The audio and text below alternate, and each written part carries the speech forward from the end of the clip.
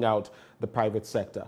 If you look at the banking sector cleanup, if you look at the Bank of Ghana and so-called doling out of money to government, which has led to about a 60 billion Ghana CD debt, and everything that is happening in our banking space, what would you, as an investment banker in power, do in that regard? That would be my final question to you.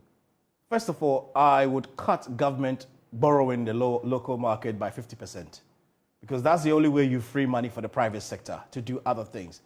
If government is throwing treasury bills, is floating bonds on a regular basis, and the banks are more comfortable taking from there because it's a safe bet than going to private person to diagnose their business and fund it because of the risk involved.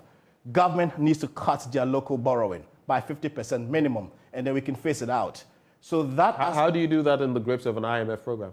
Well, I mean, we're not borrowing from the local market. I mean, the banks themselves have learned in a hard way. The debt restructuring had really taught them lessons that, yes, government debt may be safe, but it's not all safe in perpetuity. So create the opportunity for the private sector to have access into the local borrowing. So what I'm saying is, it's possible. It can be done at the IMF. The IMF does not stop Ghana government from borrowing or stop borrowing or borrowing from the local market. I don't see it anywhere in any of the agreements that we've signed with them. So that gives them the opportunity to stop completely from competing with the local market.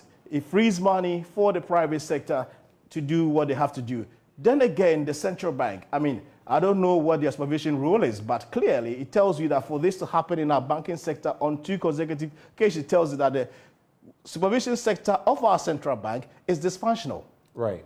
Because you can't sit there for the problem to occur and then react after. You need to be proactive as a compliance person, as somebody that sits there supervising these banks. How were they monitoring the books of these banks? What were the things that they were seeing? And how were they reporting back? And what decisions were being taken? So these are the things that falls back into the central bank. So we need to strengthen the compliance section of our central bank. We need to strengthen their monitoring aspect of it. And that is the only way we can bring sanity into the banking sector as far as that is concerned. Or else we'll be sitting here and all the time we are either closing banks or bringing money to resuscitate them, as has been done over the years. Final words.